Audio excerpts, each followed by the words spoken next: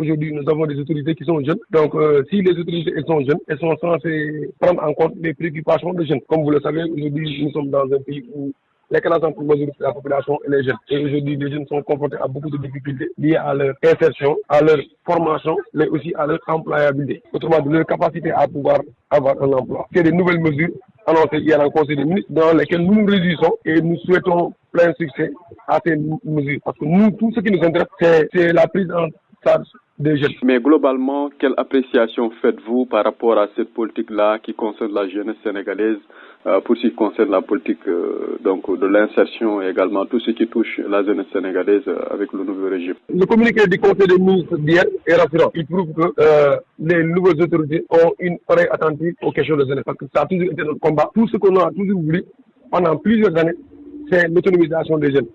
C'est qu'on aide les jeunes à avoir de l'emploi, qu'on aide les jeunes à avoir une formation qualifiante qui leur permettra, même si l'État ne leur donne pas un emploi, pour qu'elles-mêmes puissent avoir et développer leur propre emploi. Donc c'est sur cela que nous attendons les nouvelles autorités. Maintenant, nous attendons juste la mise en œuvre de tout cela. Alors, mais quels sont les secteurs où il faudrait mettre l'accent pour faire en sorte que cette insertion-là soit une réalité au Sénégal, pour permettre à la jeunesse de pouvoir trouver de l'emploi? Le principal secteur, c'est le secteur primaire, c'est l'agriculture, c'est l'élevage. C'est là-bas où il faudrait mettre l'accent, avec une transformation des matières premières, ce qui crée de l'emploi et ce qui freine l'immigration irrégulière que nous appelons immigration clandestine. Donc aujourd'hui, si nous avons une agriculture, une industrie agricole avec une agriculture performante qui crée des chefs d'entreprise, et ces chefs d'entreprise auront besoin de personnel et le personnel de ces entreprises ne seront que des jeunes Sénégalais. Si déjà l'agriculture et l'élevage connaissent un essor, on y ajoute un transport, le problème il peut se régler. Le secteur tertiaire, actuellement, c'est le secteur qui occupe le plus de jeunes, mais c'est l'inverse. C'est le secteur primaire qui doit absorber le plus grand nombre